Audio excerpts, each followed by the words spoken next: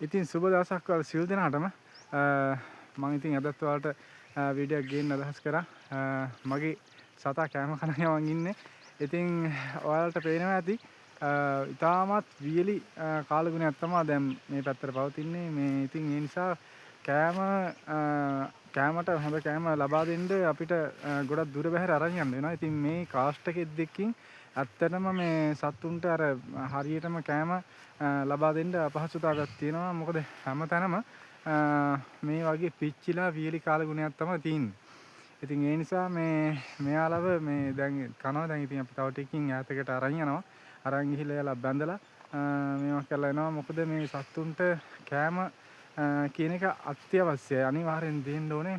නමුත් මේ මාස කිහිපේ ගොඩක් වියලි බව නිසා මේ පැත්තේ ගොඩාක් මේ තනකොළ එහෙම නිකන් අර පිච්චිලා වගේ තියෙන්නේ නිකන් මේ සුදු ගහිලා කහ ගහිලා එහෙම තියෙන ඉතින්. එතකොට මේ දේවල් අනිවාර්යයෙන්ම ආහාර කියන දේ අනිවාර්යයෙන්ම සතුන්ට අත්‍යවශ්‍යයි.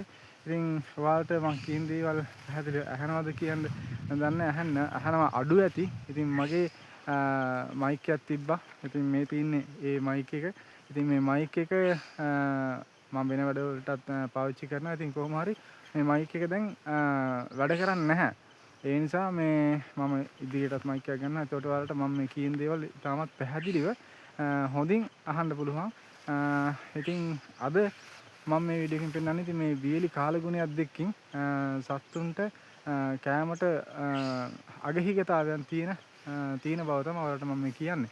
ඉතින් කොහොම නමුත් අපි දුර බැහැර අරන් ගිහිල්ලා හරි මේ සත්තුන්ගේ කුසගින්න අනිවාර්යයෙන්ම නිවන්න ඕනේ. මොකද එයාලගෙන් ලැබෙන කිරි වලින් තමයි අපිට අපේ ෆාම් එකේ අපේ ව්‍යාපාරේ අපිට දිනුවක් දකින්න පුළුවන්. ඉතින් ඔයාලට පේන ඇති මේ සම්පූර්ණම මේ කැලෑව සම්පූර්ණම පිච්චිලා ගිහිල්ලා වගේ තමයි තියෙන්නේ.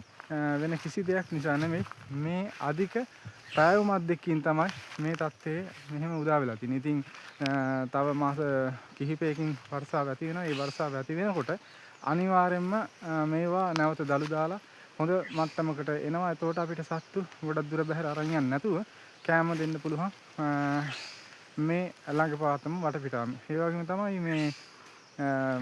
මෙයාලා කන ඉතාමත් සුවිශේෂී ආහාර වර්ගයක් තියෙනවා පචොන් කියලා. ඉතින් මම හිතන් ඉන්නේ මේ පචොන් දණු ටිකකුත් කොහොම හරි වතුර හරි දාලා දෙilla හිටවන්න. ඒ හිටෙවට පස්සේ අපිට ඒවා ලොකු වුණාට පස්සේ ඒ පචොන් මෙයාලා කොහෙවත් අරන් යන්න නැතුව දෙන්න පුළුවන්කම තියෙනවා. ඉතින් ඒ අදහසත් දෙකකින් තමයි මම ඉන්නේ.